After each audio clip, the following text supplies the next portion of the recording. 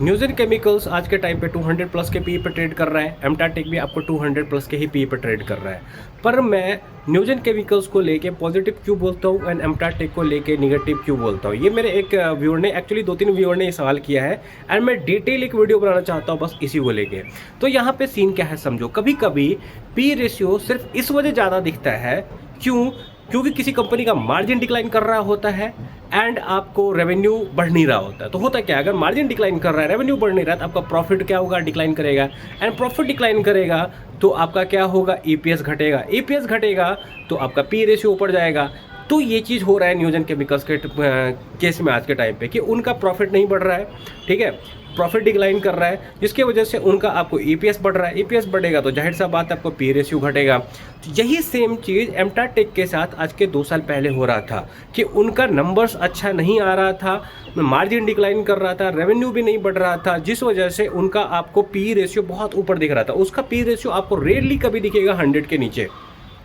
तो मैं यहाँ से क्या समझाना चाह रहा हूँ, कभी कभी कंपनी का पी रेशियो इसलिए ज़्यादा आपको दिखता है क्योंकि उसके नंबर्स खराब आ रहे होते हैं। एंड दूसरा चीज़ क्या है, कभी कभी कंपनी का आपको पी रेशियो इसलिए ज़्यादा दिखेगा क्योंकि उसके नंबर्स ऑल टाइम हाई आ रहे होते हैं, गाइडेंस थोड़ा बहुत अच्छा होता है एंड उसके अलावा क्या है कि मार्केट उसको ओवर वैल्यूएशन दे देता है। तो न्यूजेन जो है आपको पहला केस में है कि उसका नंबर्स अच्छा नहीं आ रहा है, एमटाटेक आपको दूसरे केस में है कि उसको मार्केट जो है थोड़ा वैल्यूएशन ज़्यादा दे रहा है। क्योंकि आज के टाइम पे वो अच्छा नंबर आ रहा है, 2 साल पहले की तरह नहीं है।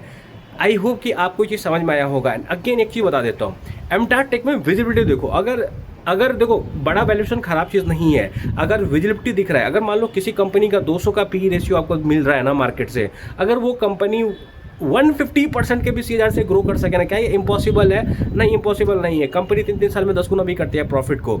तो अगर आपको वो कंपनी दिख रही है जो कि 200% से अपने प्रॉफिट को ग्रो कर ले, दैन इट्स ओके, ठीक है। क्या एमटाटेक कर सकती है? मेरे पास 1 साल का विजिबिलिटी है, उसके आगे का है नहीं है, उसके आगे का विजिबिलिटी। न्यूजेन के केस में बताता हूँ, मैनेजमेंट का बोलना है कि वो 3,700 करोड़ से लेकर 4,200 करोड़ का रेवेन्यू कर सकते हैं, ठीक है। एंड ये कर सकते हैं कि नहीं, देखो बेस केमिकल पे काम करते हैं, इलेक्ट्रोलाइट, इलेक्ट्रोसाइड, सॉल्ट वाला अगर बनाते हैं, एक जापानीज कंपनी के साथ करार किया हुआ है, तो चांसेस है कि कर ले, क्योंकि एक्सपोर्ट भी करेंगे, इंडिया में भी यूज़ होगा। इंडिया में गिनी चुनी कंपनी है, न्यूजेन हो गया, आई थिंक उसके अलावा आपको वो एक गुजरात फ्लोरोकेमिकल है ना, बस वही कंपनी जो इलेक्ट्रोलाइट साइड इंडिया में बनाएगी। और जब इंडियन गवर्नमेंट ये मैंडेट कर देगी कि तुमको इंडिया में ही बेचना है, इंडियन मैन्युफैक्चरर से खरीदना, वो होगा आज नहीं तो कल, तो इंडियन सेल मैन्युफैक्चरर के पास ऑप्शन नहीं रहेगा उस टाइम पे, तो इनसे खरीदना पड़ेगा, ठीक है, क्योंकि ऑप्शन यही दोनों है। एंड इनका आपको जापान भी भेजेंगे ये लोग बेस के लिए, बैटरी केमिकल्स वगैरह।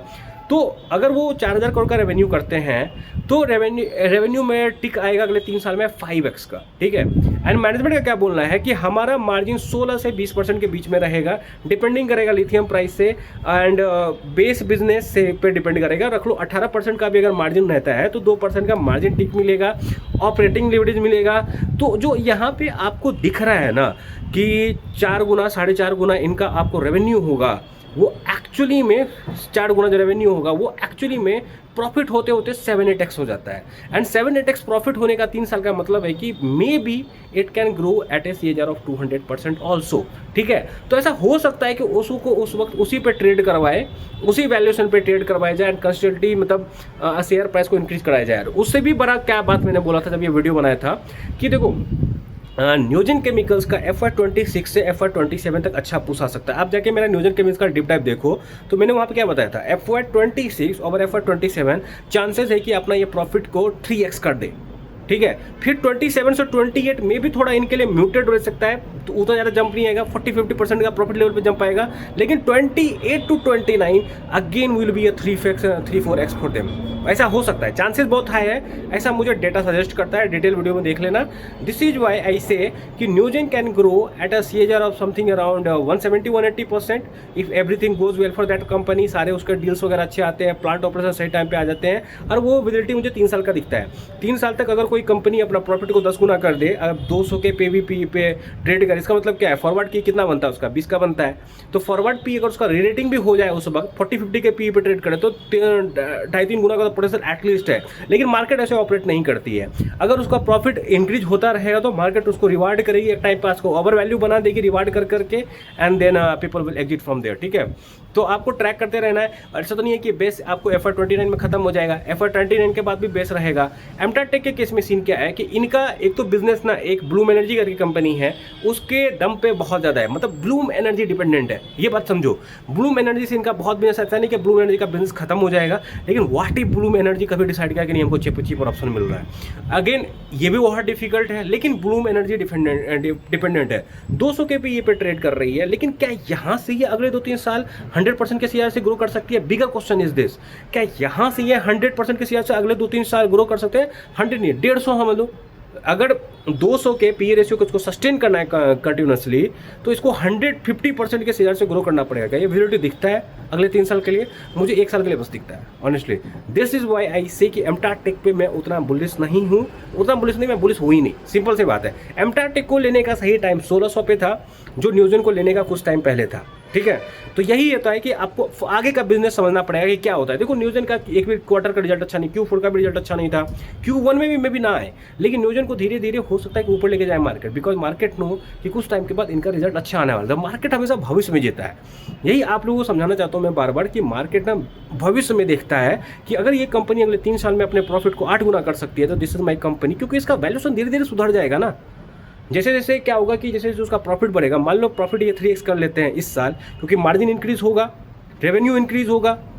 मार्जिन अगर रेवेन्यू इंक्रीज हो जाए तो प्रॉफिट 2.5 गुना भी अगर हो जाए तो आज के टाइम पे अगर 200 का पी रेशियो है तो 70-80 पे पहुंच जाएगा वो, समझ रहे हो ना। तो उसको अगेन लीवरेज है कि 70 वाले पी को 140 पे ले जाकर यार शेयर प्राइस को डबल कर देगा। तब तक ऐसा ही होता है, थोड़ा आपको मैथ हिसाब वगैरह लगाना पड़ेगा तो आपको क्लियर कट पिक्चर मिलेगा।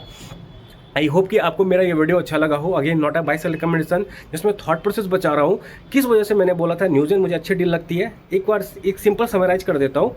न्यूजन आज के टाइम पे वहाँ है जहाँ पे एमटार टेक 2 साल पहले हुआ करती थी। अगर न्यूजन के लिए सब कुछ अब यहाँ से अच्छा गया न्यूजन केमिकल्स के लिए, तो may be company will see a good future, ठीक है।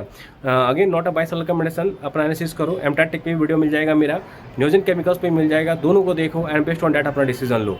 आई होप कि आपको मेरा वीडियो अच्छा लगेगा तो ट्विटर पे फॉलो कर लो, यूट्यूब पे मेरा चैनल है वहाँ पे भी सब्सक्राइब कर लो। बाय।